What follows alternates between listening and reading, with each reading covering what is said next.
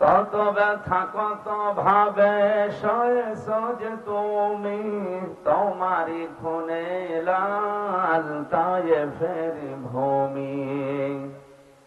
ফেরেশতা এসে চাই ধ্বংসের হুকুম, লৌহ মাখা মোহাম্মদ প্রাণেতে হাসরাত।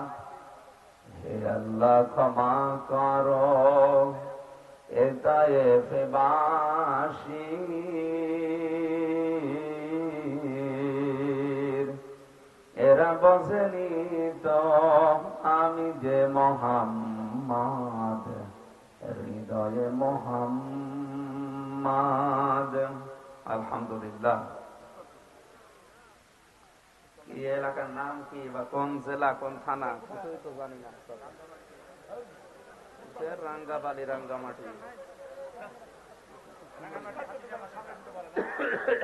বাংলাদেশের ঐতিহ্যবাহী জেলা দিনাজপুর ফুলবাড়ি থানার অন্তর্গত রাঙ্গামাটি প্রাণ কোম্পানির গেট সংলগ্ন মাঠ ময়দানে হাফিজিয়া মাদ্রাসার উদ্যোগে ঐতিহাসিক তাফসীরুল কোরআন মাহফিলের স্বনামধন্য সভাপতি, মঞ্চে বসা ওলামায়ে কেরাম, সামনে বসা মুসলমান ভাইরা, পর্দার আড়ালের সম্মানিতা মা এবং বোনেরা, প্রশাসনের ভাইরা, প্রাণ প্রিয় দিনাজপুরবাসী, দল মত নির্বিশেষে রাতের বেলা কোরআনের এই অনুষ্ঠানে যারা ইবাদত মনে করে এসেছি, বলেন আলহামদুলিল্লাহ। এটা আমাদের জীবনে এখন একটা নিয়ামত, আমরা মনে করি তো নাকি? এটা শ্রেষ্ঠ নিয়ামত। পৃথিবীর মানুষকে আল্লাহ যা দিয়েছেন আর মানুষ যা পেয়ে আনন্দে আছে, আল্লাহর দৃষ্টিতে সবচাইতে উত্তম বিষয় আল্লাহর কাছে কোরআন শরীফ। قُلْ بِفَضْلِ اللَّهِ وَبِرَحْمَتِهِ فَبِذَلِكَ فَلْيَفْرَحُوا هُوَ خَيْرٌ مِّمَّا يَجْمَعُونَ। সূরা ইউনূস 11 নম্বর পারা 14 নম্বর পৃষ্ঠা 7 নম্বর লাইনের 8 নম্বর রুকু 4 নম্বর রুকুর 58 নম্বর আয়াতে আছে। তাফসীরে ইবনে কাসিরে পাবেন। আল্লাহ পাক বলেন, নবী আপনি বলুন, তামাম দুনিয়া যা পেয়ে আনন্দে আছে, এটা একটাও আনন্দের বিষয় না। আপনি মনে করেন 1000 বছর হায়াত পেলেন, 1000 বছরই ক্ষমতার চেয়ারে বসে আছেন, তামাম দুনিয়া আপনার কথায় চলে। মরণের পরে যদি ফেরাউনের মতো অবস্থা হয়, আপনার কপাল পোড়া। লোকটা প্রায় 600 বছর একাধারে ক্ষমতার চেয়ারে ছিল, কিন্তু কোনদিন মাথা ধরেনি। 600 বছরের উপরে ক্ষমতা দুনিয়ায় থাকার পরে এত উপরে উঠেছিল, বলেছে আনা রব্বুকুমুল আলা, আমি বড় রব। আল্লাহ তাকে এমন সটকি দিয়ে রেখেছে, কিয়ামত পর্যন্ত মানুষের জন্য আল্লাহ বলেন এটা দৃষ্টান্ত হয়ে থাকবে। সুতরাং পৃথিবীতে বেশি দিন হায়াত পাওয়া, বেশি দিন ক্ষমতায় থাকা, বেশি টাকা পয়সার মালিক হওয়া, এইটাই পৃথিবীর ময়দানে আসল সফলতা নয়। আল্লাহ পাক বলেন আমার কাছে শ্রেষ্ঠ নিয়ামত, শ্রেষ্ঠ সফলতা হচ্ছে কোরআন শরীফ। এ কথার সিগনিফিকেন্স কি? এ কথার অর্থ হচ্ছে কোরআন যারা পেয়েছে আর এর উপরে যাদের বাস্তব জীবন চালাতে পেরেছে, তাদের জীবন সফল। আল্লাহ যেন মাইক হাতে নিয়ে ঘোষণা দিচ্ছেন, ওয়াইদ তাযানা রাব্বুকুম লাইন শাকারতুম লাযিদান্নাকুম ওয়া লাইন কাফারতুম ইন্না আযাবি লাশাদীদ। সূরা ইব্রাহিমের 7 নম্বর আয়াতে আল্লাহ বলেন, আমি মাইক হাতে নিয়ে একটি এলান শোনাচ্ছি, একটি ঘোষণা, একটি এলান। কথাটা অনেক দামি কথা, অনেক ওজনে কথা, আর আল্লাহ নিজে মাইক নিয়ে নেমে পড়েছে, একটি এলান শোনো দুনিয়াবাসী, একটি ঘোষণা শোনো। কি সেই ঘোষণা? লাইন শাকারতুম, যদি শুকরিয়া আদায় করো আমার নিয়ামতের, লাহাজিদান্নাকুম লামে তাকিদ নুনে সাকিলা, অবশ্যই আমি আল্লাহ ওই নিয়ামত তোমাদের জীবনে বৃদ্ধি করে দেব। কি নিয়ামত এতক্ষণ জানলেন? তামাম দুনিয়া যারা পেয়েছে তার তুলনায় আল্লাহর কাছে এই নিয়ামতটা শ্রেষ্ঠ। সুতরাং এটার অনুষ্ঠান আজকে আমরা পেয়েছি, আমাদের জীবনের শ্রেষ্ঠ নিয়ামত মনে করছি। শুকরিয়া আদায়ের মাধ্যম তিনটা। কয়টা? খুব ভালো করে মিলাবেন আপনি শুকরিয়া আদায় করছেন কিনা এই নিয়ামত পেয়ে। এক নম্বরে আপনার মুখের স্বীকৃতি দেওয়া লাগবে যে হ্যাঁ, এটা আমি জীবনে মানি নিয়ামত বলে। নিয়ামত বলে মানেন তো? হ্যাঁ, এখানে যারা এসেছে স্বীকার যারা করলেন যে এটা নিয়ামত হিসাবে আজকে আমি মানি, আপনি আনন্দ করতে পারেন, অসুবিধা নেই। কারণ তামাম দুনিয়ার 750 কোটি মানুষ এ কথা বলতে পারে না। শুধু আমরা 175 কোটি মুসলিম মানি আর না মানি স্বীকার করি এটা আল্লাহর নিয়ামত। 2 নম্বরে আপনার মনে আনন্দ লাগা লাগবে। মানুষের মনে আনন্দ লাগে কখন? এর একটা চিহ্ন তাফসিরে পেয়েছি। নবীজি বলেন, বাম স্তনের 2 আঙ্গুল নিচে এখানে একটা গোস্তের টুকরা আছে, এটা কেঁপে কেঁপে ওঠে, শরীরের পশম গুলো দেখবেন খাড়া হয়ে যায়। মনের ভেতরে একটা অজানা অনির্বচন শোক অনুভব হয়। শব্দ চয়ন গুলো লক্ষ্য করেন, মনের ভেতরে এক অনির্বচন শোক মানুষ অনুভব করে। 3 নম্বরে যে কথাগুলো আজকে শুনবেন, এগুলো আপনার প্র্যাকটিক্যাল লাইফে আল্লাহর দেওয়া নির্দেশ মতো মিলাবেন। নিয়ামতের শুকরিয়া আদায়ের ধরন কয়টা বললাম? আরো জোরে।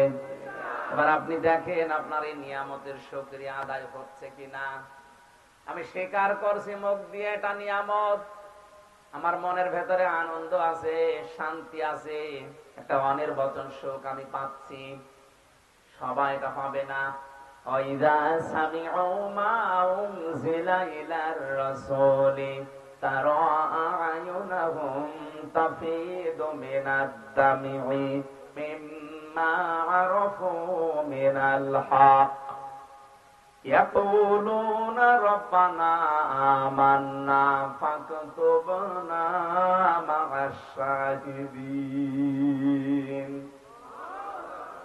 সূরা মায়েদা 7 নাম্বার পারার 1 নাম্বার পৃষ্ঠার 1 নাম্বার লাইনের 83 নাম্বার আয়াত। এটা আল্লাহ পাক বলেন, নবী আপনি যখন মানুষের সামনে কোরআন পড়বেন, সবার চোখের দিকে তাকিয়ে দেখবেন পানি ঝরছে না। যারা উপলব্ধি করার ক্ষমতা রাখে, এর মর্ম এগুলো যারা বুঝতে পারে, আপনি দেখবেন ওই মানুষগুলো মনের অজান্তেই কেঁদে ফেলেছে। কোরআনের আলোচনায় সবার চোখে পানি আসবে না, এটা সবাই বোঝার জন্য এখানে এক মাপের ওই রকম ছাত্রও নেই। 12 বাপের 13 ছেলে বসে আছে, একজন ইশারা করলে বোঝে আর একজন 10 বার বললেও বোঝে না। সামনে 80-82 জন ছাত্র ছাত্রী, সব এক মাপের মেধার। কথা বুঝতেছেন? আর এখানে কি ওইরকম? এটাও তো একটা ক্লাস চলছে। এই ক্লাস 45 মিনিট না 45 ঘন্টা নিলেও অনেকে বুঝবে না। এই জন্য অ্যাক্টিভ হয়ে শুনবেন। আল্লাহ বলেন, কোরআনের মর্মবাণী গুলো যারা উপলব্ধি করতে পারবে, অনুধাবন করতে পারবে, বোঝার চেষ্টা করবে, নবী আপনি দেখবেন ওরা যেন মনের অশান্তি কেঁদে ফেলেছে। এইরকম মন নিয়ে আপনি শুনবেন। 3 নম্বরে কোরআনে আজকে বর্ণিত যে নির্দেশনা গুলো পাবেন, আমার আজকের আলোচনার বিষয় হচ্ছে এই পৃথিবীর ময়দানে আল্লাহ 77 প্রকার মানুষকে ঘৃণা করেন। কয় প্রকার? আমি কোরআন শরীফ থেকে এগুলো তাফসীর থেকে সাজিয়েছি। এই 77 প্রকার মানুষের ভেতরে আপনি মিলাবেন যে আপনি আসলে আছেন কিনা। যদি থাকেন এই মুহূর্তে ওই জীবন ত্যাগ করবেন। কথা বলেন না কেন?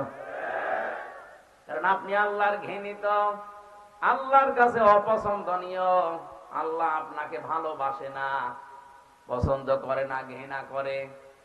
আপনি নিজের দিকে প্রশ্ন করে বলেন, আপনার মালিক যদি আপনাকে ঘৃণা করে, আপনি কি আসলেই মানুষ? সুতরাং এখনই থামবেন। যদি 77 প্রকারের ভেতরে পড়ে যান, আমার আলোচনার বিষয় আজকে আল্লাহ কাদেরকে ঘৃণা করেন, বলেন সুবহানাল্লাহ। আল্লাহর এই নিয়ামত যদি শুকরিয়া আদায় করার 3 নাম্বার মাধ্যম ধরেন, এখানে বর্ণিত যে নিয়ম নীতিগুলো অ্যাডভার্টাইজ করা হবে, ডেলিভারি দেওয়া হবে, ওইটা শোনার পরে এখন থেকে প্র্যাকটিক্যাল লাইফে আপনি একটা একটা করে মিলাবেন। আল্লাহ আমাদেরকে এভাবে কোরআনের আয়াতের শুকরিয়া আদায় করার তৌফিক দিন, বলেন আমিন। ওয়ালা ইন কাফারতুম ইন্না আযাবি লাশাদীদ। আল্লাহ পাক বলেন, যদি কেউ মূল্য না দেয়, আমার এই কোরআনের মর্যাদা না দেয়, কে আর কি নাম দিতে না চায়, ওর জীবন থেকে কোরআনের মহা যে বিপ্লবী অনুষ্ঠানগুলো, কোরআনে কারিমের বড় বড় নিয়ামতের যে কথাগুলো, ওর জীবন থেকে আমি আল্লাহ ছিনিয়ে নেব আর আযাবের ভেতরে ফেলে দেব। ওর জীবনের শান্তি বলে কিছু রাখবো না, বলেন নাউযুবিল্লাহ। আল্লাহর এই ঘোষণা হালকা মিথ্যা আছে? আর আসতে বলেন। কোরআনের এই অনুষ্ঠানে যারা এসেছি, নবীজি জানিয়েছেন, মান ইত্তাবাআল হুদা বিগাইরিল কোরআন আদাল্লাহুল্লাহ। তিরমিজি শরীফের হাদিস। কোরআন বাদ দিয়ে, এদিকে তাকান, কোরআনে কারীম বাদ দিয়ে পৃথিবীর কোন জায়গায় যদি কোন মানুষ ভালো হওয়ার নিয়তেও যায়, আল্লাহ নিজে দায়িত্ব নিয়ে তাকে গোমরা বানিয়ে দেয়। এটা বুঝেছেন কারা? হাত তোলেন তো। আন্দাজ আমি স্পষ্ট করবো। যে শব্দ বলেছি, এর আসল শব্দটা কি, এর ভাব কি, আমি জিজ্ঞাসা করবো। আন্দাজ হাত তুলেছেন আপনি। এখানে আলেম যারা বসে আছে তাদেরকে বলছি, শব্দটা কিন্তু দল্লা না, আদল্লা। দল্লা ইয়াদুল্লু যদি নবী দিতেন, তাহলে আপনি নিজেই নিজেকে গোমরা বানিয়ে ফেলেছেন, এরকম অর্থ আসতো। আদল্লা বাবে ফাল থেকে এসেছে, আদল্লা ইউদিল্লু। বাংলা অর্থ দাঁড়াবে, বাব থেকে কোন শব্দ আসলে আপনি হয়তো ভালো হওয়ার নিয়তে কোন জায়গায় গিয়েছিলেন, কিন্তু কোরআনে কারীম এবং কোরআনের কর্মসূচি সেখানে ছিল না। এজন্য আল্লাহ নিজে দায়িত্ব নিয়ে আপনাকে আরো খারাপ বানিয়ে দেবে। হেদায়েত দেওয়ার একচ্ছত্র মালিকানা হামজার। আসতে বললেন কেন? কোন পীরের হাতে দিয়েছে আল্লাহ? কোন নবীর হাতে? কোন ফেরেশতার না, এটা শুধুমাত্র আল্লাহ নিজের কুদরতি হাতে রেখেছে। হেদায়েত দিতে পারে একমাত্র কে? আপনার কি বিবেকে একটু ধাক্কা লাগে না? উনি নিজে বলছে, আমি তোরে নিজে গোমরা বানাবো। তাহলে হেদায়েত দেওয়ার আর কেউ আছে? সুতরাং এই মুহূর্তে আপনাকে সিদ্ধান্ত নেওয়া লাগবে, যদি আপনি পাগল হয়ে না থাকেন, যে কোরআন যেখানে নেই, ওইরকম পীরের দরবার যদি আমার বাবাও তৈরি করে, ও দরবারে আমি নেই। কোরআন যে দলে নেই, ওই দল যদি আমার বাবাও প্রতিষ্ঠাতা হয়, ওই দলে আমি এখন থেকে আর নেই। এবার আওয়াজ একটু কমে গেছে। এলাকার মানুষ তো চালাক আছে। সারা দেশের মানুষ যে বলে রংপুর বিভাগের মানুষ মহাপয়সী মুরগির জ, এ তো ঠিক না। দেখছি এলাকার মানুষ চালাক আছে।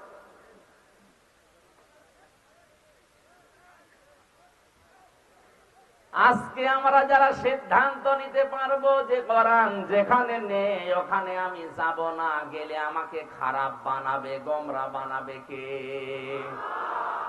এই হাদিসটা দুনিয়ায় মানা যায় না, মরণের পরে মানবেন। এখন আপনার বিবেক যা বলে আপনি তাই করেন। যেখানে কোরআন নেই, কোরআনের কর্মসূচি চলে না, ওই দরবারে কেউ গেলে, ওই দল কেউ করলে, আল্লাহ নিজে তাকে গোমরা বানাবে, কেউ ঠেকাতে পারবে না। আমার মনে হয় ওয়াজ হয়ে গেছে যদি বুঝে থাকেন। আর যদি না বোঝার ভান করে থাকেন, আমি জানি আপনি না বোঝার ভান করে বসে আছেন। আপনারা তো বুখারী শরীফ দিয়ে এখন আর হবে না, লাগবে বাকারি শরীফ। আল্লাহ তুমি বোঝার তৌফিক দাও আমাদেরকে, বলেন আমিন। আরে ভাই, আপনার যদি মন না থাকে, আমি কেন নবী এখানে ওয়াজ করলো, আপনার কিছুই হবে না। গিরিশচন্দ্র সেন বেটা হিন্দু মানুষ, ও কিন্তু কোরআন পড়িয়েছে, শুনেছে, বুঝেছে, লিখেছে, তো মন ছিল না। এই জন্য আল্লাহ তার হেদায়েত দেয়নি। ও মারা যাওয়ার পরে জানাজা হয়নি, কবরও দেয়নি, পুড়িয়ে ফেলেছে। কথা বলেন না কেন? অথচ লোকটা আমাদের চাইতে কোরআন জীবনে পড়েছেও বেশি, বুঝেছেও বেশি, লিখেছেও বেশি, শুনেছেও বেশি। এখানে যত বড় বড় মাওলানা বলেন আর জেনারেল শিক্ষিত যাই বলেন, একটা লোককে জিজ্ঞাসা করেন পুরা কোরআনের প্রতিটি শব্দের অর্থ জানা আছে কিনা, কেউ পারবে না বলতে। আমারও মনে নেই, আমি পড়েছিলাম পুরাটাই আমার পড়া আছে, কিন্তু আমার এখন মনে নেই, আবার দেখা লাগবে। আমার সে ক্লাস 5 থেকে শুরু করে মাস্টার্স পর্যন্ত এ পুরাটা এর উপরে চলছে। আমার অনার্স মাস্টার্স পর্যন্ত কোরআনের উপরে। কোরআনে কারিম আমি যেভাবে আয়ত্ত করেছি, এরপরে আমি হাফেজি পড়া ছিল আমার। 3 বছর জেলখানায় থেকে প্রায় 175 বার কোরআন শরীফ শেষ করে ফেলেছি। এত আয়না মনে হয় আমার কাছে, তারপরও প্রতিটি শব্দের অর্থ আমার সব এখন মনে নেই। কয়েকটা বেঁধে গেলে আবার ডিকশনারি দেখা লাগে, শব্দ অর্থ মুখস্থ করা লাগে। অথচ বেটা হিন্দু মানুষ কোরআন শরীফের প্রতিটি অর্থের শব্দের একটা একটা অর্থ না কমপক্ষে 33টা করে অর্থ তার জানা ছিল। কারণ তাফসীর লিখতে হলে একটা শব্দের একটা অর্থ লিখলে আপনি পারবেন না। এক একটা শব্দের 33 থেকে 99টা পর্যন্ত অর্থ আছে। কোনটা কোন জায়গায় সেট হয়, ওইটা ওই জায়গায় স্থান কাল পাত্র বেঁধে সেট করা লাগবে, নাই তো তাফসীর লিখলো কি করে। অথচ বাস্তবতা দেখতে পেলাম কি, কোরআন পড়েছে, শুনেছে, বুঝেছে, লিখেছে আমাদের চাইতে অনেক বেশি, কিন্তু হেদায়েত পায়নি। এই কারণে, কারণ ওর মন ছিল না হেদায়েত নেওয়ার। কথা বলেন না কেন? আপনারও যদি মন না থাকে, আল্লাহর এত দায় পড়ে যায়নি যে আপনাকে হেদায়েত দিয়ে জান্নাতে জোর করে নিয়ে যাওয়া লাগবে। কত দায় পড়েনি। এজন্য আগে মন তৈরি করেন, বিশ্বাস করতে পারেন আমির হামজা এখন থেকে শেষ পর্যন্ত ওর বাবার কথা, দাদার কথা একটাও বলবে না। যা বলবে আমি কোরআনের আয়াতের দলিল, হাদিস নাম্বার, পৃষ্ঠা নাম্বার পর্যন্ত আপনাকে আমি বলে দিচ্ছি, সব আমার নোট করা আছে। সুতরাং এইরকম মন নিয়ে শোনেন যে আমার এই 77টা পয়েন্টের ভেতরে যদি আমি একটাও থেকে থাকি, এই মুহূর্তে আমি ওখান থেকে পিছিয়ে আসবো। রাজি আছেন? রাজি আছেন? আজকের মাহফিল সাকসেস হবে ইনশাআল্লাহ। দরুদ আর সালাম পড়ছে আমাদের নবী মুহাম্মদুর রাসূলুল্লাহ সাল্লাল্লাহু আলাইহি ওয়াসাল্লামের প্রতি, যাকে অনুসরণ করার মাধ্যমে ভালোবাসার প্রমাণ দিতে বলেছেন আল্লাহ। আজ যারা শুধু নবীকে ভালোবাসি ভালোবাসি বলে শেষ করে দিচ্ছে শাবান মাসে, এই যে কিছুদিন আগে যে শবে বরাত নামে নিসফে শাবান গেল, কত মানুষ ভালোবাসা দেখিয়েছে। অথচ রাসূলকে ভালোবাসতে হবে মাস্ট বি, পাশাপাশি তাকে অনুসরণের মাধ্যমে এটা দেখাতে হবে। আমি আজ একটা নতুন কথা বলছি, ভালোভাবে খেয়াল করবেন। কুল ইন কুনতুম তুহিব্বুনাল্লাহা ফাত্তাবিউনি ইউহিব্বুকুমুল্লাহ। জেনারেল মানুষদেরকে বলছি, ভালো করে খেয়াল করেন। তাফসীর শুনতে এসেছেন আপনি, আপনার জীবন আমি আশা করি পরিবর্তন করবেন। এতদিন আপনি ওই আয়াত শুনেছেন, কিন্তু এভাবে না। একটু খেয়াল করে দেখেন তো, নবী আপনি বলুন, যদি তোমরা আল্লাহকে ভালোবাসি এ দাবি করো, এ দাবি আমাদের আছে না? রাজনৈতিক ভাবে আমাদের দল মত পার্থক্য আছে, কিন্তু আল্লাহ তোমাকে ভালোবাসি মুসলমান হিসাবে দাবি আছে। এই কথা বলুন। আল্লাহ বলেন দাবি যারা করলো তাদেরকে বলেন ফাত্তাবিউনি, এ দাবি যেন সত্যতা প্রমাণ দেওয়ার জন্য আপনার অনুসরণ করে। হে নবী, আপনার অনুসরণ করার মাধ্যমে দাবির সত্যতার প্রমাণ দেওয়া লাগবে। কেউ যদি আপনাকে অনুসরণ করে, দেখে দেখে চলে, ফাত্তাবিউনি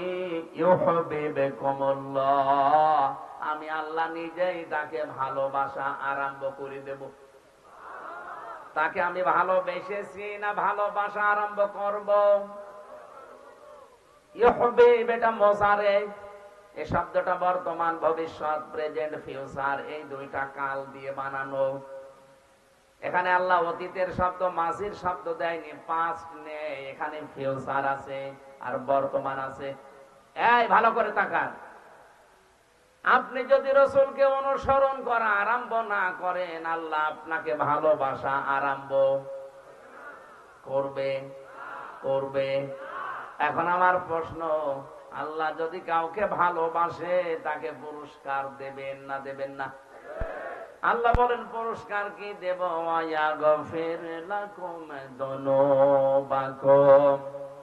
এক ফিরে, এটাও মোজারে, বর্তমান, ভবিষ্যৎ, প্রেজেন্ট, ফিউচার। আমি আল্লাহ নিজে তার জীবনের যত অপরাধ আছে জাম্বুন না দিয়ে জুনুব দিয়ে দিলাম। যদি শুধু হক্কুল ইবাদ থাকে ওইটা বাদ দিয়ে যত অপরাধ করেছে জীবনে সব মাফ করিয়ে দিচ্ছি, দেব। সুবহানাল্লাহ বলা না? এবার তাকান, আয়াতের মাঝে ছিল তোমরা যদি অনুসরণ করো তাহলে আল্লাহ তোমাদেরকে ভালোবাসা শুরু করবে। আর আল্লাহ ভালোবাসা আরম্ভ করে দিলে জীবনের গুনাহ শুধু হক্কুল ইবাদ বাদ দিয়ে একটাও রাখবে না, সব মাফ করে দেবে। কারণ মাফ করার ক্ষমতা আল্লাহর আছে না নেই? এবার আমাদের এখান থেকে শিক্ষা কি? আমরা অনুসরণ করব কি আংশিক না পূর্ণাঙ্গ? আরো জোরে বলেন। এবার আপনি নিজের দিকে মিলান তো। আপনার অনুসরণ হচ্ছে, আমিও দেখতে পাচ্ছি, আমারও অনুসরণ হচ্ছে, আমিও টের পাচ্ছি, কিন্তু আমাদের অধিকাংশ অনুসরণ এই দেশের রাসূলের আংশিক, পূর্ণাঙ্গ হচ্ছে না। আপনার মাথা থেকে শুরু করে পা পর্যন্ত মিলান না। মাথা নিচু করে মন খারাপ করার জন্য বলছি না, মাথা থেকে শুরু করে পা পর্যন্ত একটু মিলান তো, রাসূলের অনুসরণ হচ্ছে কিনা। আপনার চুলের কাটিং রাসূলের মতো হয় না, আপনার মোছের কাটিং রাসূলের মতো হয় না, আপনার যে দাড়ি এটা রাসূলের মতো হয় না, আপনার যে পোশাক আশাক এটা রাসূলের মতো হয় না। তার কোন জায়গায় হাত দেব, যেখানে হাত দেওয়া হয় একটাও তো মিলছে না। আপনার পরিবার, সমাজ, রাষ্ট্র, কোন দিকে তাকিয়ে বলতে পারবেন যে আমার রাসূলের মতো অনুসরণ হচ্ছে? বলেন। হ্যাঁ, আংশিক আমরা কিছু করছি। নবীজি নামাজ পড়েছিলেন, আমরাও নামাজ পড়ি। নবীজি রোজা রেখেছিলেন, আমরাও রোজা রাখি। বিশ্ব নবী যে সারা জীবনে 63 বছরে একটা মিথ্যা কথা বলেনি, এটা আমাদের জীবনে পাওয়া যাবে? আর বাঁচতে বলেন। এই পৃথিবীতে একজন মানুষকেই পাওয়া গেছে যিনি ওপেন চ্যালেঞ্জ দিতে পেরেছিলেন, হে আমার সাথীরা, হে আমার স্ত্রীরা, দিনের আলোতে রাতের আধারে আমার ভেতরে চলতে ফিরতে যা দেখো সব মানুষের কাছে ওপেন বলে দাও। এই পৃথিবীতে আর কেউ কথা বলতে পারে নাই, কিয়ামত পর্যন্ত আমার মনে হয় বলতেও পারবে না।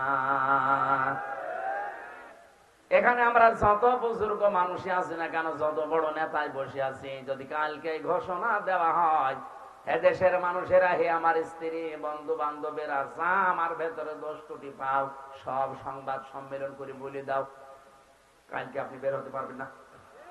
কথা বলে না কেন?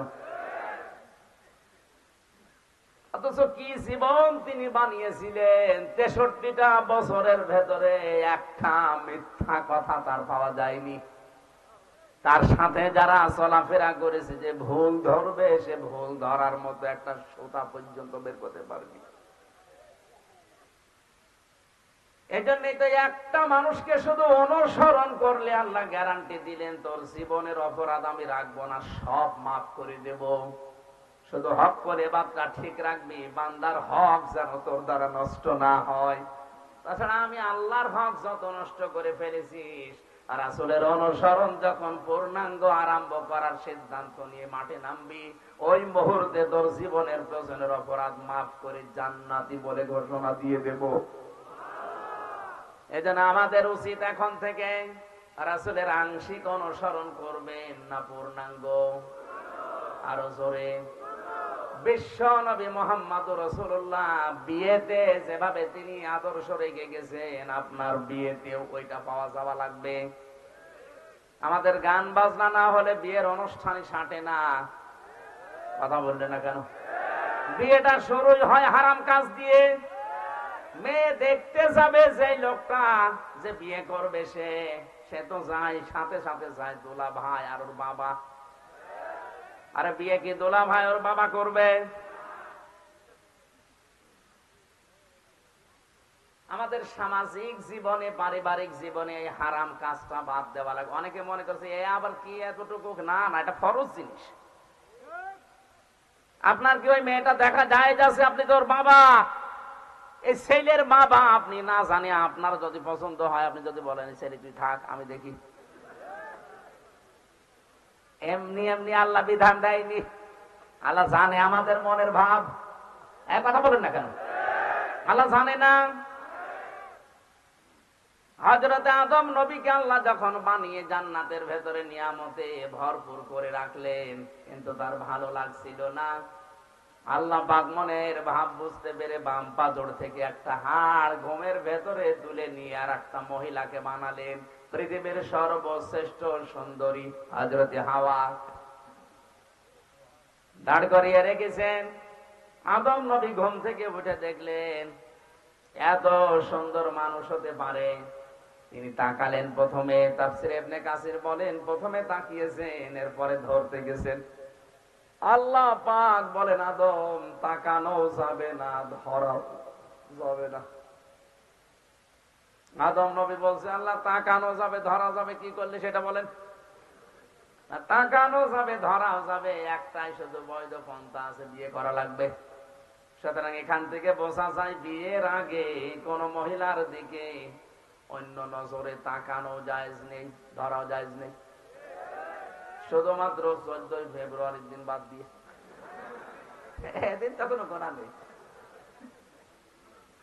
এই দিন অনেকে আল্লাহর নাম নিয়ে শুরু করছে যে আল্লাহ এই দিন আমরা পালন করছি। 14 ফেব্রুয়ারি বিশ্ব বেহায়া দিবস যারা পালন করেছেন, এটা কিন্তু ইংল্যান্ড থেকে নিয়ে এসেছে, খ্রিস্টানদের দেশ থেকে। যারা এটা পালন করেছেন মুসলমান দাবি করেও, কিয়ামতের দিন আপনার হাসর হবে ওই খ্রিস্টানদের সাথে। মিথ্যা কথা বলবেন না। এখানে যারা পালন করেছেন একটু হাত তোলেন তো আল্লাহ থেকে। একজন তা মুরব্বী মানুষ হাত তুলছে, ওইটা ঠিক আছে। 70 বছর বয়স হবে, ওনার জীবনে এখনো প্রেম আছে, তাও ভালো করুক। যদি স্ত্রীর সাথে 14 ফেব্রুয়ারি পালন করে কোনো অসুবিধা নেই। এই এলাকায় মনে হয় এগুলো পৌঁছায়নি না। আল্লাহ রাব্বুল আলামিন ডাক দিয়ে বলে আদম বিয়ে করা যখন রাজি হয়ে গেলে এর জন্য মোহর দেওয়া লাগে। ওয়া আতুহুন্না উজুরহুন্না ফারিবা, দেন মোহরের টাকা স্ত্রী লোককে দেওয়া নফল না ফরজ? এটা নামাজের মতো ফরজ, ফরজ মনে করে দিয়ে দাও। উনি ডাক দিয়ে বলে রব্বুল আলামিন আমার কাছে তো এন্টি পকেট কিছুই নেই, আমি দেব কি? আল্লাহ পাক ওই সময় বলেছিলেন আদম আমার দোস্ত মুহাম্মদুর রাসূলুল্লাহর নামে 10 বার দরুদ পড়ো, ওইটাই তোমার দেন মোহর হিসাবে আমি মেনে নিলাম। দরুদ পড়ার পরে আল্লাহ ডাক দিয়েছেন কুলনা ইয়া আদাম উসকুন আনতা ওয়া যাওজুকাল জান্নাতা ওয়া কুলা মিনহা রাগাদান হাইতু শি'তুমা ওয়া লা তাকরাবা হাদিহিশ শাজারাতা ফাতাকুনা মিনাজ জালিমিন। ভালো করে খেয়াল করবেন। আমি ওই আয়াত পড়েছি জন্মের পর থেকেই, ও এভাবে তো বসি না। দেখেন তো কি তথ্য আছে আয়াতে। আল্লাহ আদম নবীকে বললেন বিয়ে হয়ে গেছে, বউ নিয়ে বাবার বাড়ি চলে যাও। আদমের বাবার বাড়ি মানে আদমের বাড়ি জান্নাত। আদমের বাড়ি কি? আর আমাদের বাবার বাড়ির নাম কি? আল্লাহ পাক আমাদের বাবাকে বিয়ে করার পরে বললেন বউ নিয়ে চলে যাও বাড়িতে। তার মানে এটাই কোরআনের নিয়ম, বউ নিয়ে বিয়ে করে আপনার বাবার বাড়িতে আপনি যাবেন। আর এখন অনেকেই ঘর জমাই থেকে যাচ্ছে না, এলাকায় ঘর জমাই নেই।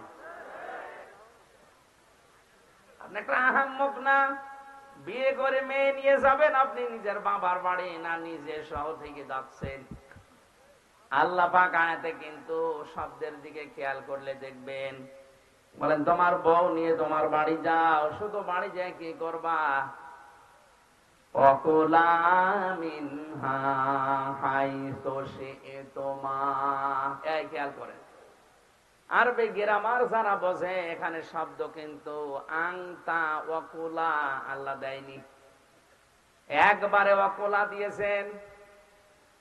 আজ যারা নারী পক্ষ, নারী স্বাধীনতা আন্দোলন, নারী বিপ্লব পরিষদ, নারী মুক্তি পরিষদ নাম করে চিল্লাচ্ছেন যে কোরআন নারীদের অধিকার দেয়নি, আরে শয়তান ওয়াকুলা।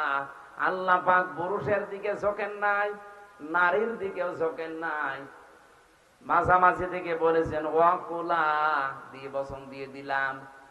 হে আদম, তোমার বাড়িতে যেখানে ইচ্ছা যাবে, যা ইচ্ছা খাবে, ঠিক আছে, কিন্তু তুমি যেই মানের খাবার খাবে, যেই মানের পোশাক পরবে, সেই মানের জায়গায় থাকবে, ওই রকম খাবার, ওই রকম পোশাক, ওই রকম মানের জায়গায় স্ত্রীকে রাখা লাগবে। আজ অন্যান্য ধর্মের লোকেরা চিল্লাচ্ছে ইসলাম কি দিয়েছে, কি দিয়েছে আপনি টের পান? আপনি তো জানেনই না কি দিয়েছে।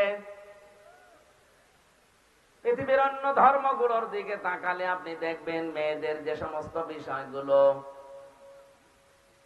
ওরা নিজেদের সম্পত্তি থেকে এদের বঞ্চিত করার জন্য ওদের ধর্মীয় নিয়মে ঘোষণা দেয়, আর আমাদের ধর্মীয় নিয়মে আছে মেয়েকে তার সম্পত্তি না দিলে ওই বাবা, ওই গার্জিয়ান জাহান্নামে যাবে।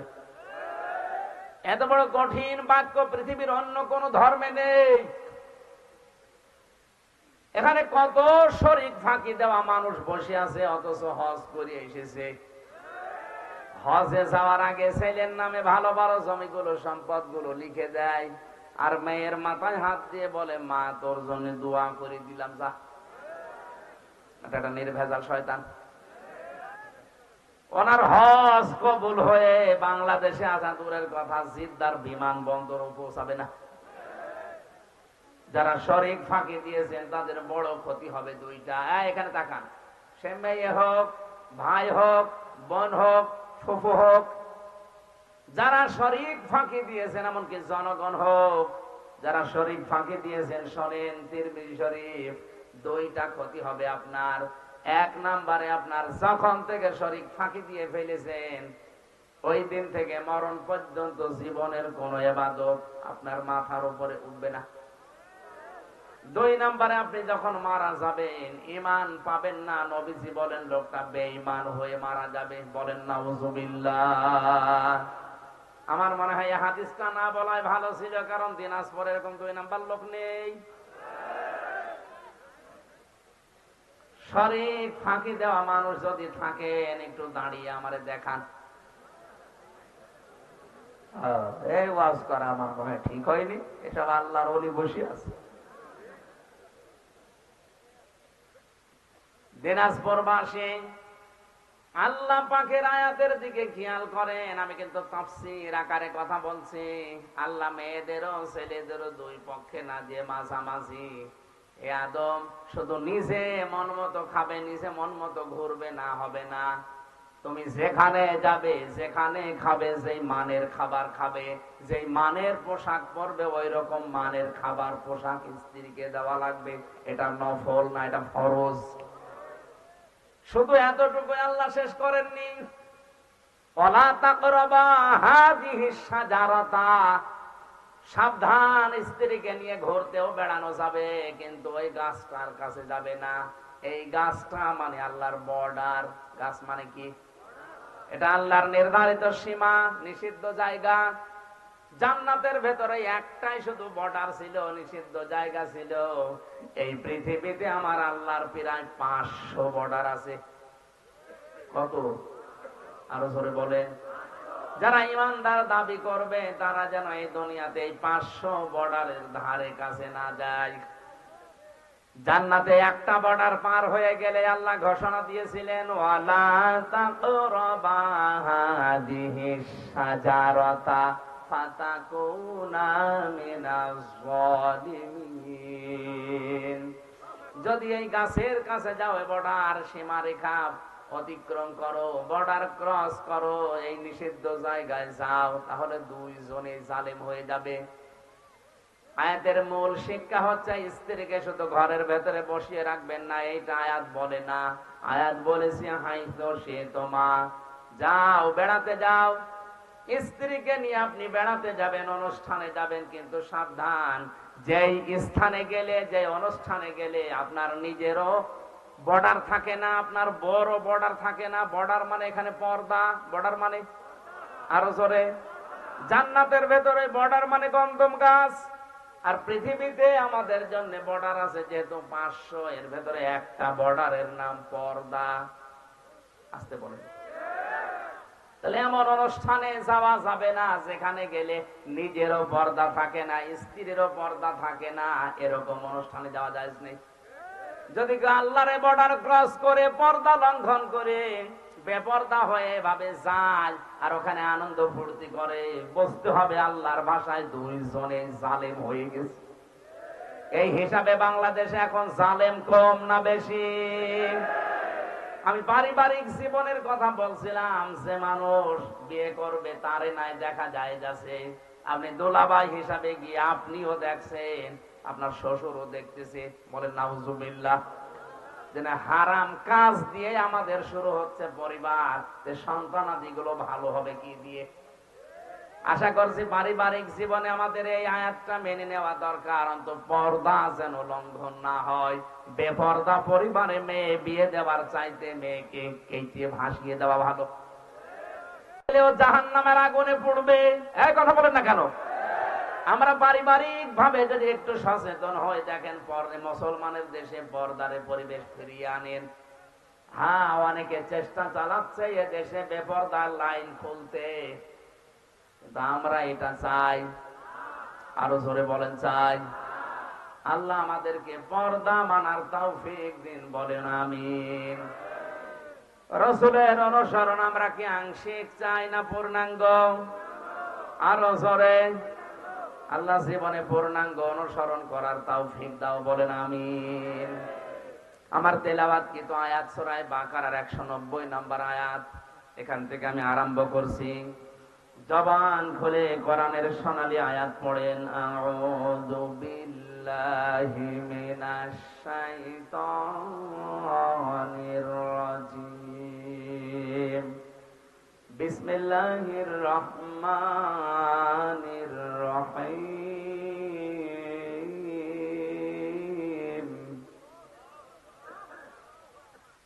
না, আমি একটি বলতে পারছি না, এই একটু এইদিকে আয়াতটা শেষ করি নাকি মোনাজাত করে দেব?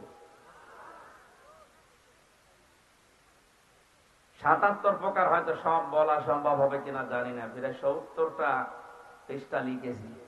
এত তো সম্ভব না, যে কয়টা পারি আমার শরীর এবং কণ্ঠ যত সাপোর্ট করে বলছি। বাকিটা গাড়ি থেকে বই আছে, বইয়ের ভেতরে আছে, এটা নিয়ে যাবেন। বউকে দেবেন আর বউ আপনাকে দেবেন, দুইজন পড়াপড়ি করে। সংসারে অন্তত আমার মনে হয় পরকীয়া প্রেম যাদের আছে এটা কেটে যাবে। আমি জেলখানায় থাকতে টুকে টুকে রেখেছিলাম, বাইরে এসে বই আকারে লিখেছি, দুইটা আছে, একটা নারীদের জন্য, একটা পুরুষের জন্য। এই যে গাড়িতে আছে ডানি, এখান থেকে মোনাজাতের পরে নেবেন। আমরা এখন কোরআনে প্রবেশ করছি। জবান খুলে পড়ে না, আউযু বিল্লাহি মিনাশ শাইতানির রাজিম। বিসমিল্লাহির রহমানির রহিম। ওয়াকাতিলু ফি সাবিলিল্লাহিল্লাযীনা ইউকাতিলুনাকুম ওয়া লা তা'তাদু ইন্নাল্লাহা লা ইউহিব্বুল মু'তাদিন।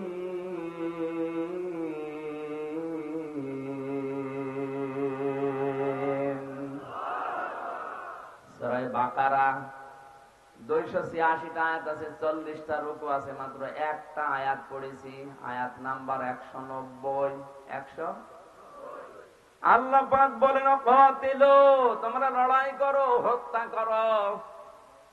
শব্দের প্রথমটা শুনে বোঝা যাচ্ছে আল্লাহ মনে হয় মারামারির পক্ষে না। মানে আপনি তাকান, কাতিলু, তোমরা কতল করো, তোমরা লড়াই করো, সংগ্রাম করো, আন্দোলন করো। সূরা আনাম কি আনাম না আনফাল, সূরা আনফালের 18 নম্বর আয়াতে আছে ফালাম তাকতুলুহুম ওয়ালাকিন্নাল্লাহা কাতালাহুম। হে নবী, আপনি তাদেরকে তো হত্যা করেননি, আমি আল্লাহ নিজে তাদেরকে হত্যা করেছি। তার মানে এই সমস্ত আয়াতগুলো পড়লে মনে হয় আল্লাহ মনে হয় মারামারি, হত্যা এর পক্ষে না। এই কথাটা আন্দাজে যদি কেউ নিয়ে এই যে বোমাবাজি যারা করে ইসলামের নাম নিয়ে, এদের পেছনে হাত দিয়ে দেখবেন কোটি কোটি টাকা এদের ইহুদিরা দিচ্ছে। এই পৃথিবীতে আজ হাজারো মানুষ ইসলামের নাম নিয়ে আয়াতের প্রথম শব্দটা শুনে মারামারিতে লিপ্ত হয়ে যাচ্ছে, হত্যা করতে চাচ্ছে না। আল্লাহ কিন্তু হত্যার কথা উদ্বুদ্ধ করার পরে তিনি ওয়ালা তাআতাদু দিয়েছেন যে সীমা লঙ্ঘন করা যাবে না। ফি সাবিলিল্লাহি, তোমরা লড়াই করবা, সংগ্রাম করবা, হত্যা করবা, কিন্তু রাস্তা হবে আল্লাহর। আর আল্লাহর রাস্তায় নবীজির যে 40 বছর থেকে শুরু করে 63 বছর, এই 23 বছরে তিনি নবুয়তের জিন্দেগিতে নিজে 27টা যুদ্ধের সেনাপতি হয়ে দায়িত্ব পালন করেছিলেন। আসতে বলেন, তিনি কি আয়াত জানতেন না? কোন দিন নিজের হাতে তো একটা মানুষও হত্যা করেননি। আল্লাহ হত্যা করার কথা বলছেন আল্লাহর রাস্তা। এটা কেমন রাস্তা, কোন রাস্তা, কিসের রাস্তা? এই রাস্তাগুলো আমাদের ব্যাখ্যা করা লাগবে এখন। এই পৃথিবীর ময়দানে যারা ইমানদার তারা লড়াই করতে থাকবে, তারা আন্দোলন করবে। আল্লাযীনা আমানু ইউকাতিলুনা ফি সাবিলিল্লাহ। সূরা নিসার 76 নম্বর আয়াতের প্রথম অংশে আছে আল্লাহ পাক বলেন যাদের ঈমান আছে তারা সারাটা জীবন লড়াই করবে, সংগ্রাম করবে, কিন্তু রাস্তা হবে আল্লাহর। ওয়াল্লাযীনা কাফারু আউলিয়াউহুমুত তাগুত, আর যারা কাফের তারাও লড়াই করে, সংগ্রাম করে, আন্দোলন করে, কিন্তু তাদের রাস্তা হবে শয়তানের। এখান থেকে ভাগ হয়ে যাবে, আপনি আল্লাহর রাস্তায় থাকবেন না তাগুতের রাস্তায়? আল্লাহর রাস্তায় যারা থাকবে আল্লাহর ভাষায় তারা ঈমানদার, শয়তানের রাস্তায় যারা থাকবে তারা আল্লাহর ভাষায় কাফের। বাংলাদেশে এখন ঈমানদার আর কাফের বোঝার জন্য কারো ফতোয়া লাগবে না, আপনি নিজেই যথেষ্ট। এদেশে যাদের আন্দোলন সংগ্রাম, যাদের মিছিল মিটিং সব আল্লাহর জন্য হয়, আল্লাহর রাজ কায়েমের জন্য, বুঝবেন এরা ঈমানদার। আর যারা মানুষের তৈরি করা নিয়ম নীতিগুলো দুনিয়ায় প্রতিষ্ঠা করার জন্য আন্দোলন করে, সংগ্রাম করে, মিছিল মিটিং করে, টাকা পয়সা খরচ করে, বুঝবেন এটা কাফের। ইকাতিলুনাকুম, তোমরাও তাদেরকে হত্যা করো যারা তোমাদেরকে হত্যা করেছে। আজ ফিলিস্তিনে লক্ষ লক্ষ মানুষকে ইসরায়েলের দখলদারীরা নিজেরা থাকার জায়গা পেত না, ওদেরকে থাকার জায়গা দিয়ে এখন উড়ে এসে জুড়ে বসে ওদেরকে হত্যা করছে। কথা বলেন না কেন? শুধু ফিলিস্তিনে না, তামাম দুনিয়ার দৃশ্য এটা। যাদেরকে আমরা আশ্রয় দিই তারা আজ আমাদেরকে মেরে ফেলার চেষ্টায় আছে। যাদেরকে আমরা যখন ঘর বাড়ি দিলাম, থাকার জায়গা দিলাম, এ জমিন তো আজ এ জমিন আল্লাহ মুসলমানদের জন্য অক্ষ করে দিয়েছেন। ইন্নাল আরদা লিল্লাহ, তামাম দুনিয়ার জমিন আল্লাহর জন্য।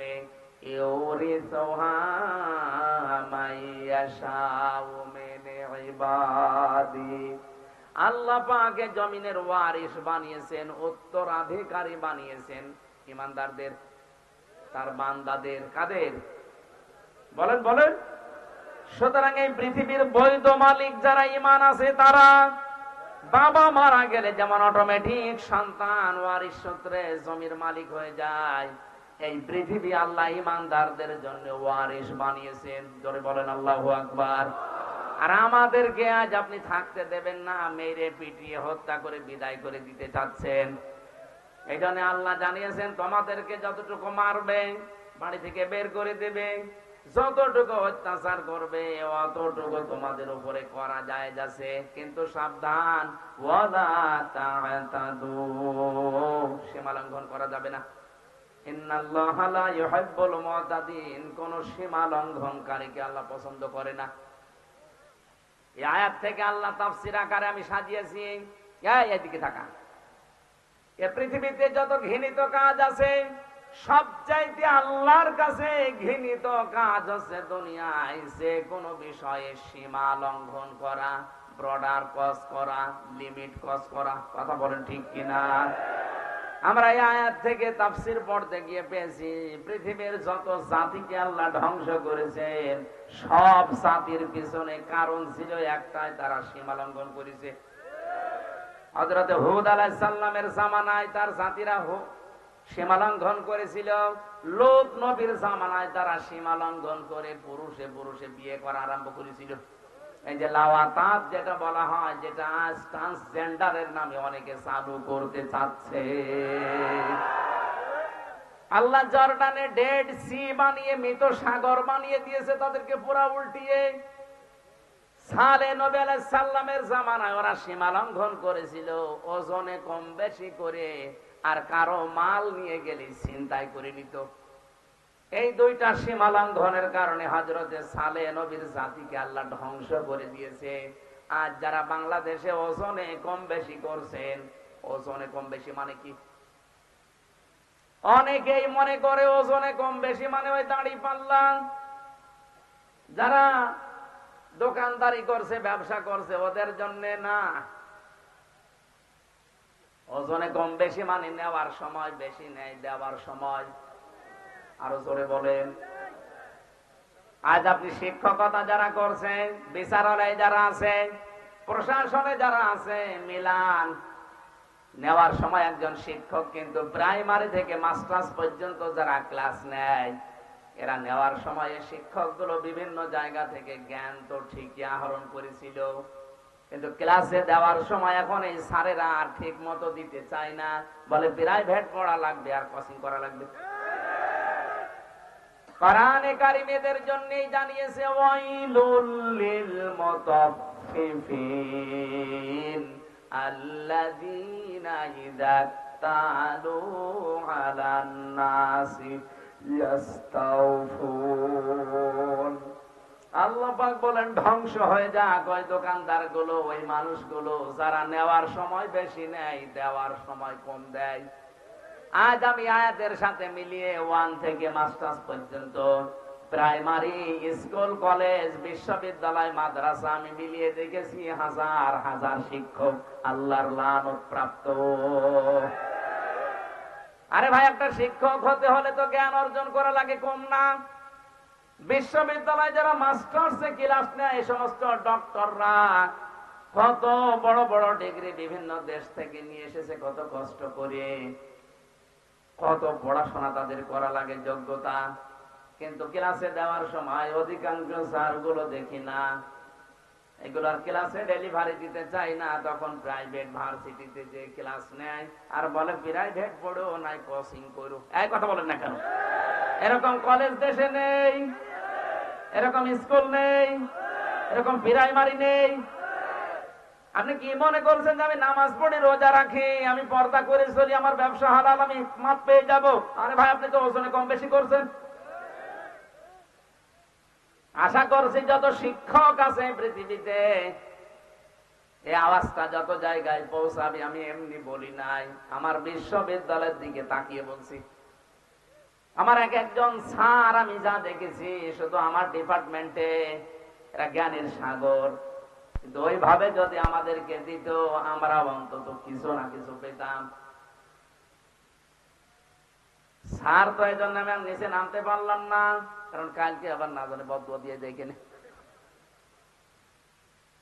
শ্রদ্ধাভাজন শিক্ষক মন্ডলী, আল্লাহর কসম, কোরআন আমার সামনে আপনাদেরকে আমি জীবনের চাইতেও বেশি ভালোবাসি। কোরআন পড়ে আমি যতটুকু বুঝতে পারছি যে আপনারা কিন্তু ধরা খাবেন। 73টা ক্লাস নেওয়ার কথা 6 মাসে, অথচ 3-4টে ক্লাস নিয়ে বাকি গুলো বলে তোরা পড়ে নিবি। সরকার আপনাকে প্রতি মাসে মাসে 80 থেকে 90 হাজার টাকা করে বেতন দেয় এই 73টা ক্লাসের জন্য। এই কথা বলছেন না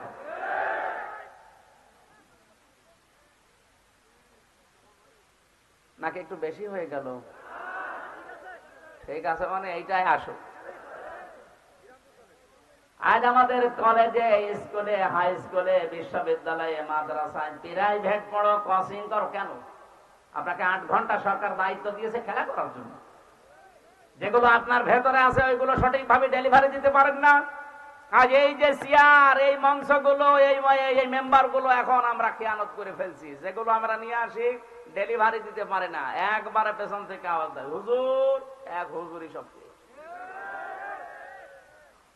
আমরা পড়ে যাচ্ছি। আজ হাজার হাজার বক্তা, আলেম, আলোচক যারা খতিব, এরা কিন্তু ধরা খেয়ে যাচ্ছে।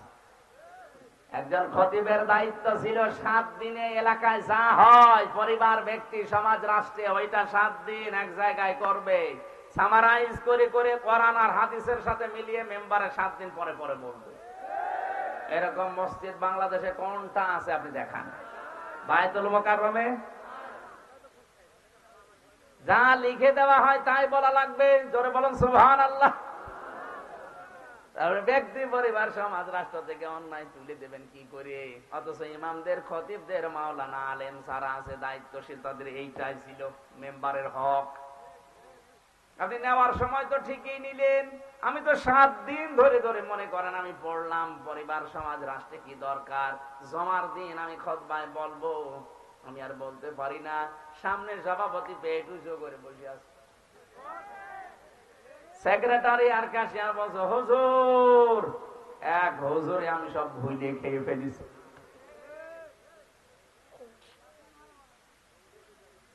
আমার ভাইরা, না হচ্ছে না। সালেহ নবী আলাইহিস সালামের জামানায় তারাই অবাধ্য হয়েছিল, সীমা লঙ্ঘন করেছিল। এই 2টা কাজে ওজনে কম বেশি করত আর ডাকাতি করত। এদেশে তো ডাকাত নেই। ডাকাত মানে যে পুকুর ডাকাতি করে, বন ডাকাতি করে, ব্যাংক ডাকাতি করে। আজ বিভিন্ন দেশে দেশে তারা স্ত্রীর নামে বেগম পাড়া বানায়। কথা বলেন ঠিক কিনা? আরে ভাই, বাইরের দেশে যারা বেগম পাড়া বানিয়েছে ওরা 2, 4, 5 টাকা চুরি করা লোক না, ওরা ডাকাত। কলমের খোসা দিয়ে 1 খোসাতে 2 সেকেন্ডে 20 কোটি টাকা যারা এরকম ঝেড়ে দিতে পারে তারাই বেগম পাড়া বানায়। আর আমাদের দেশে চোরের বিচার হয় মূল্য চোর, স্যান্ডেল চোর। আরে ভাই, একটা লোক স্যান্ডেল যদি 50 বছর চুরি করে, খুব বেশি হলেও নাই 10 লাখ টাকা স্যান্ডেল চুরি করতে পারে। 50 বছর একাধারে স্যান্ডেল চুরি করে কয় টাকা হয়? 10 লাখ। আর যে লোকটা এসি রুমের ভেতরে ঢাকাতে বসে আছে, এই জেলাতে বসে আছে, এক জায়গায় বসে শুধু একটা সই করে দেবে, এক টিপ সই, 1 সেকেন্ডের ভেতরে 20 কোটি। রাস্তার জন্য যদি বাজেট হয়, রাস্তাটা শুধু একটু সই করে দেওয়া দরকার। আর উপর থেকে তো ঠিকই আসে, নিচ পর্যন্ত আসতে আছে সব আল্লাহর ওলিদের পেটে চলে যাচ্ছে। এইটাও কিন্তু সীমা লঙ্ঘন। সালেহ নবী আলাইহিস সালামের জামানায় ছিল, তারা সীমা লঙ্ঘন করেছিল। হযরতে সালেহকে ডাক দিয়ে বলেছে, সালেহ, তুমি যে নবীর দাবি করো, উট নিয়ে এসে দেখাও, একটা গর্ভবতী উট, তাও পাহাড়ের উপর থেকে। হযরতে সালেহ নবী সিজদায় গিয়ে বলে, রব্বুল আলামিন, দয়া করে তুমি আমাকে সাহায্য করো, আমার উম্মতরা নয়তো মানবে না, দেশ থেকে আমারে বের করে দেবে। আল্লাহ পাক বললেন, আমি পাঠাতে পারি, পাঠানোর পরে যদি না মানে তখন কিন্তু তুমি দোয়া করবা না, তখন শাস্তি আসবে। এসে গেল 10 মাসের গর্ভবতী উট এসে হযরতে সালেহ নবী দেখলেন, বললেন, হাদিহি নাকাতুল্লাহি লাকুম আয়াতান ফাদারুহা তাকুল ফি আরদিল্লাহ। এটা আল্লাহর উষ্ঠি, সাবধানে, যেখানে যাবে যেখানে ইচ্ছা খাবে, এর কাছে খারাপ উদ্দেশ্যে কেউ যাবে না। আমার এই আয়াতের শিক্ষা হচ্ছে,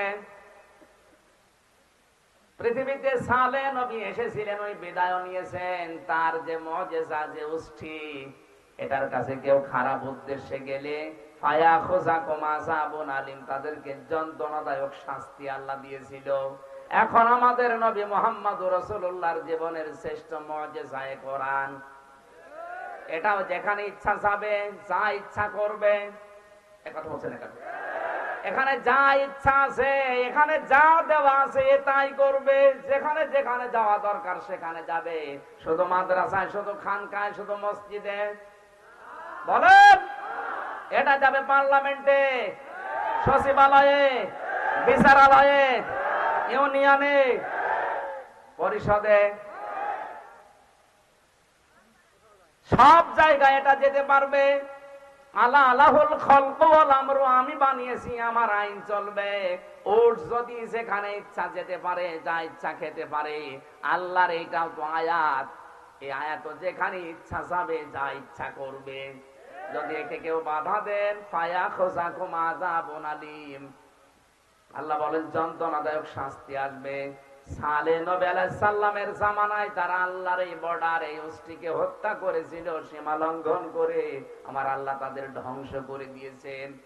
আজও আমরা যদি এর কাছে খারাপ উদ্দেশ্য নিয়ে আসি, এর নিয়ম নীতিগুলো পাল্টানোর ব্যবস্থা করি, আল্লাহর কসম আমাদের উপরেও গজব আসবে। এখানে সীমা লঙ্ঘন করা যাবে না যে কোনো কায়দায়। 2 নম্বরে আল্লাহ পছন্দ করেন না পৃথিবীতে যারা জালিম, যারা অত্যাচারী।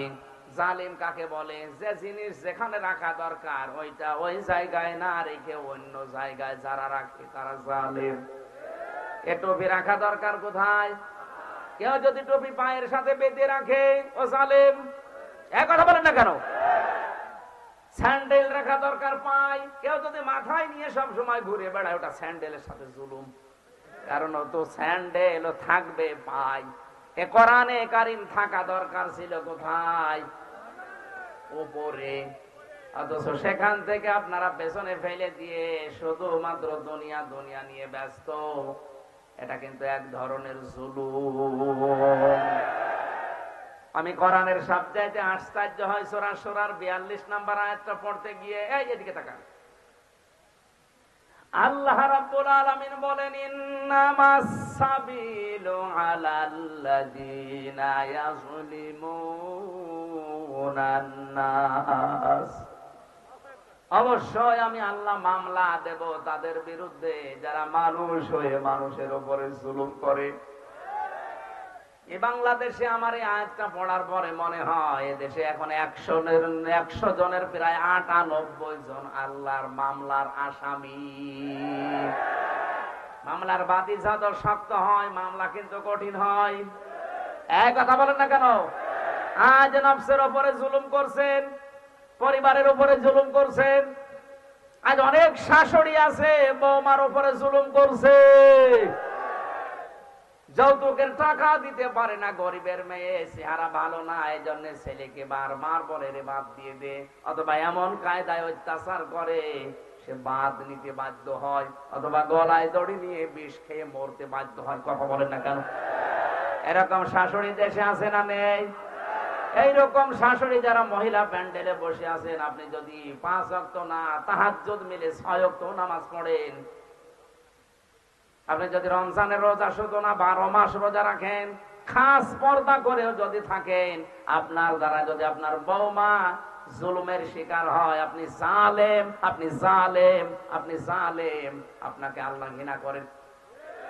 আর আসতে বলেন, যে সমস্ত বৌমা গুলো বসে আছেন, শাশুড়িকে নিজের মায়ের মতো যদি মনে করতে পারতেন, আমার এই কোরআন সাক্ষী, আল্লাহর কসম করে বলছি, দুনিয়ায় কোন পুরুষ তার মা বাবাকে আলাদা করে দিত না। আপনার কারণে আলাদা করা লাগে, আপনি মনটা একটু উদার করতে পারেন না? আজ বাংলাদেশের জামাই যারা আছে, এই দেশের জামাইগুলো তাদের শ্বশুরকে শাশুড়িকে যেই নজরে দেখে, যেভাবে মহাব্বত করে, যেই মনে দেখে, বৌমাগুলো যদি স্বামীর মার বাবাকে ওই নজরে দেখতো, এই বাংলাদেশে আমার মনে হয় কোনদিন কেউ আলাদা হইতো না। পরিবারে এদের এই শুধু কানাকানি, তালাতালি, কান কথার কারণে আজ পরিবারগুলো মিনি জাহান্নাম হয়ে গেছে। এই লোকটা সারাদিন বাইরে থেকে কাজ করে এসে বয়ের গোমরা মুখ, মায়ের গোমরা মুখ এখন করবে কি? বাধ্য হয়ে শেষ পর্যন্ত মানসিক রোগী হয়ে যায়। বেশি বলে ফেললাম? সম্মানিত মা বোনেরা, আমরা জামাইরা যেভাবে আছি, আপনারা একটু উদার হন। ওটা যদি আপনার মা বাবা হতো, কোনদিন আপনি কিন্তু বৃদ্ধাশ্রমে রেখে আসতে বলতে পারতেন না। আপনার যা করা লাগে আপনি তাই করতেন। এ লোকটা 25 বছর 30 বছর পর্যন্ত ওই মেয়েটা, ওই ছেলেটা এর পেছনে শ্রম দিয়ে পর্যন্ত বড় করে আপনার হাতে দিল, আর আপনি এখন 3 কথার কবুল বলে একেবারে সব দায়িত্ব নিয়ে নিয়েছেন। মা বাবা এখন ডিলেট হয়ে যাবে মানে? এইরকম যারা ছোট মানসিকতার মন মানসিকতা তৈরি করছেন, আপনার সন্তানও কিন্তু ঠিক ওই রকমই করবে যেটা শাশুড়ির সাথে করছে। আর জুলুম আমাদের পরিবারে ভরে গেছে। আর স্বামী স্ত্রীর উপরে জুলুম করছে, স্ত্রী স্বামীর উপরে জুলুম করছে। স্বামী স্ত্রীর বড় জুলুম হচ্ছে দেশে এখন পরকীয়া প্রেম। আপনার জন্য যে মহিলা বাজেট আছে, যার সাথে বিয়ে হয়েছে, আপনি মনে করবেন এইটাই আপনার জন্য বরাদ্দ আল্লাহর পক্ষ থেকে। অন্য কোন দিকে আপনি বিয়ে ছাড়া আর মন দিতে পারবেন না। যদি দেন আপনি জালেম হবেন। যে মহিলা বিয়ে হয়েছে আপনার স্বামীর সাথে, মনে করবেন এইটাই মরণ পর্যন্ত আপনার। হ্যাঁ, স্বামীর ইনকামে আপনাকে আবার সন্তুষ্ট থাকা লাগবে। নবীজি বলেন ওই মহিলাকে, হযরতে আয়ুব নবীর স্ত্রীর সাথে আল্লাহ জান্নাত দেবেন যে মহিলা নিজের স্বামীর ইনকামের উপরে খুশি থাকে। আপনার স্বামীর ইনকাম প্রতি মাসে 20,000 টাকা, আপনার পার্লারে সাজতে লাগে 18,000 টাকা, ও এখন করবে কি? আপনাকে তো আল্লাহ ইচ্ছা করলে সালমান এফ রহমানের সাথে, আকিজের বড় ছেলের সাথে বিয়ে দিতে পারতো। কথা বলছে না কেন? সেই জায়গায় না দিয়ে এই লোকটার মতো একটা হুজুরের সাথে দিয়েছে, এর মাসে ইনকাম 20,000, ওর যদি সাজতে গোজতে লাগে 18,000, ও এখন চুরি করা ছাড়া অবৈধ উপায় কোনো উপায় আছে? আজ অধিকাংশ স্বামীগুলো অবৈধ পথ বেছে নেয় তার স্ত্রীর মন জোগাতে।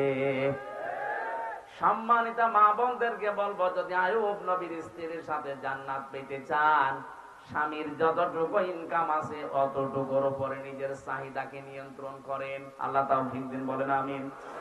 3 নাম্বার, আল্লাহ অপছন্দ করেন দুনিয়াতে যারা অহংকার করে সম্পদের, যেমন কারুন। 4 নাম্বার, আল্লাহ অপছন্দ করে যারা অপচয় করে, অপব্যয় করে। এখানে শব্দ দুইটা, একটা অপচয় আর একটা অপব্যয়। আরবিতে একটা হচ্ছে ইসরাফ আর একটা তাফসীর। ইসরাফ করাও হারাম, তাফসীর করাও হারাম। ইসরাফ মানে বৈধ কাজে ব্যয় করা বেশি। আমার আম লাগবে 2 কেজি, টাকার গরমে আমি 10 কেজি আম কিনে 8 কেজি পচিয়ে ফেললাম, এটা হারাম। আসতে বলেন।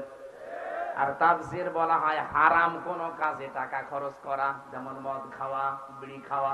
একবার বলছেন কেন? এমনিতেই হারাম, এরপর আবার হারাম ডবল করে করছে। আল্লাহ এই মানুষগুলোকে সবচাইতে বেশি ঘৃণা করেন যারা অপচয় করে, যারা অপব্যয় করে। কোরআন পড়ে আমি শয়তানের ভাই পেয়েছি শুধু যারা অপচয় করে তাদেরকে। বড় বড় গুনার কথা কোরআনে আছে, কিন্তু শয়তানের ভাই আল্লাহ বলেননি। শয়তানের ভাই আল্লাহর দৃষ্টিতে তারা যারা এই দুনিয়ায় অপচয় করে। বলেন নাউজুবিল্লাহ। 5 নম্বরে মহান আল্লাহ বলেন যারা খেয়ানত করে, যারা পাপী। আমানতের খেয়ানতে দেশে এখন আছে না নেই? সব চাইতে বড় খেয়ানত হচ্ছে যে যে চেয়ারে বসার যোগ্য না তাকে ওই চেয়ারে বসাই খেয়ানত। এটা আমেরিকায় চলছে, বাংলাদেশে শুরু হয়নি। যার যোগ্যতা নেই চেয়ারে বসায় তারে জোর করে বসানো হয়, অথবা সে নিজেই জোর করে বসে। এটা আমানতের। আমানতের আমানতের আমানতের খিয়ানত যারা করে তারা আল্লাহর নবীর ভাষায় মোনা মোনা মোনা। 6 নম্বরে নবীজি বলেন আল্লাহ তাদেরকে অপছন্দ করেন যারা ফাসাদ সৃষ্টি করে, বিশৃঙ্খলা তৈরি করে দুনিয়ায়। 7 নম্বরে যারা মন্দ কথা বলে, মন্দ কাজ করে। এতগুলো পয়েন্ট আর বলা যাচ্ছে না, আমার গলা ভেঙে যাচ্ছে। এই যে 7 প্রকার পর্যন্ত বললাম, অন্তত আমরা যেন এর ভেতরে যদি থাকি নিজেকে এখনই থামার। 1 নম্বরে সীমা লঙ্ঘনকারী, 2 নম্বরে জালিম। কথা বুঝতেছেন? এই সমস্ত গুণ আমাদের ভেতরে আছে। 3 নম্বরে অহংকারী, 4 নম্বরে অপচয়কারী, অপব্যয়কারী, এরপরে খেয়ানতকারী, বিশৃঙ্খলা সৃষ্টিকারী, ভালো কথা না বলে মন্দ কথা বলে, গালিগালাজ করে, স্ট্যাটাস দেয় এরকম উল্টা পাল্টা। মানুষের ভেতরে বিভেদ তৈরি করার জন্য যারা চেষ্টা চালায়, মানুষের নামে যারা বানিয়ে বানিয়ে অপবাদ চালায়, অপবাদ দেয়, এই মানুষগুলোকে আল্লাহ সবচাইতে বেশি ঘৃণা করে। বুঝবেন, মানুষের উপরে অপবাদ চাপানো হয় বেশি যেই পরিবারে, যেই সমাজে, যে রাষ্ট্রে ভালো মানুষকে কালার করার জন্য চেষ্টা করা হয়, ওই এলাকার মানুষের দোয়া কবুল করা আল্লাহ বন্ধ করে দেয়। আমাদের দোয়া আজ মাঠে মারা যাচ্ছে শুধু একটা কারণে, যে লোক যে কাজ করেনি তার নামে বানিয়ে বানিয়ে সেই দোষ দিয়ে আজ দুনিয়ার মানুষের সামনে তাকে আমরা কালার করার চেষ্টা করছি। এই দোষে দেশে এখন নেই, আর এটা সবচাইতে বেশি করছে দেশে কিছু নামধারী মুনাফিক আলেমরা। যে লোকটা যে এরকম কাজ করেনি এইরকম দোষ তার উপরে চাপিয়ে তারা কি করে কালার করা যায় জাতির সামনে, সে তো মরেই গেছে, তারে নিয়ে এত লাফালাফি করার দরকার কি? আল্লাহ আমাদের হেফাজত করুন, আমিন আল্লাহুম্মা আমিন। রব্বানা যালামনা আনফুসানা ওয়া ইল্লাম তাগফির লানা ওয়া তারহামনা লানাকুনান্না মিনাল খাসিরিন। রব্বুল আলামিন, আমার কণ্ঠের দিকে তাকিয়ে, আমার শরীরের কন্ডিশনের দিকে তাকিয়ে আমি শেষ করে দিলাম। যতটুকুই বলেছি এগুলো আমাদের বাস্তব জীবনে মেনে নেওয়ার তৌফিক দাও। সওয়াব যদি দিয়েই থাকো আল্লাহ, কোটি কোটি গুণে বাড়িয়ে দাও। কিয়ামতে যিনি সুপারিশ করে জান্নাতে নিয়ে যাবে নবীর রওজায় পৌঁছিয়ে দাও।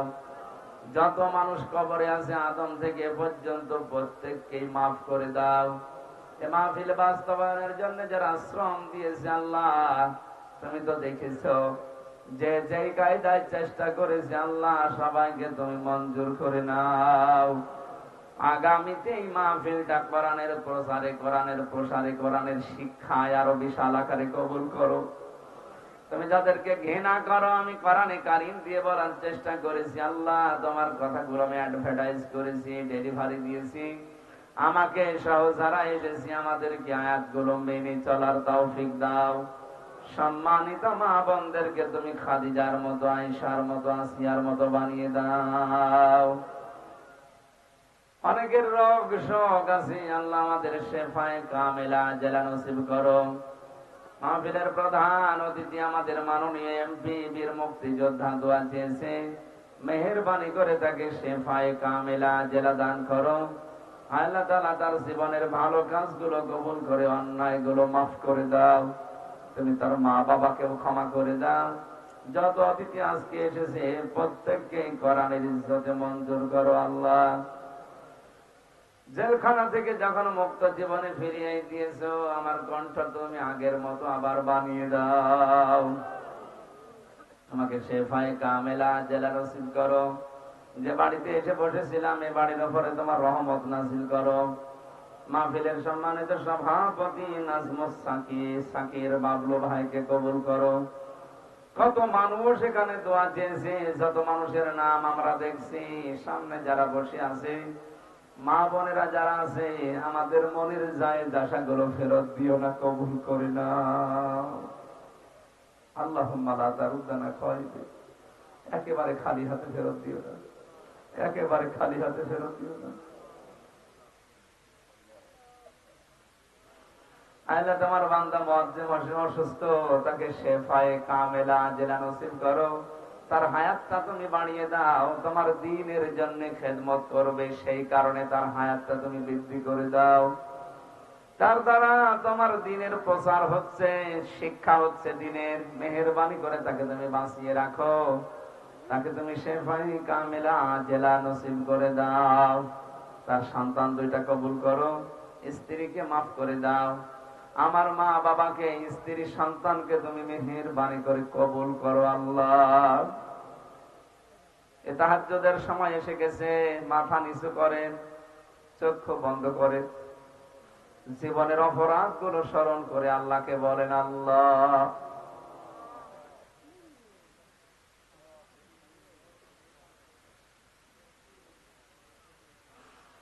রব্বুল আলামিন, মনের ভেতরে যার যে গুনার কথা স্মরণ হয়েছে এই মুহূর্তে ওইটা তুমি মাফ করে দাও। আল্লাহুম্মা ইন্নী আসআলুকা শাহাদাতান ফি সাবিলিক।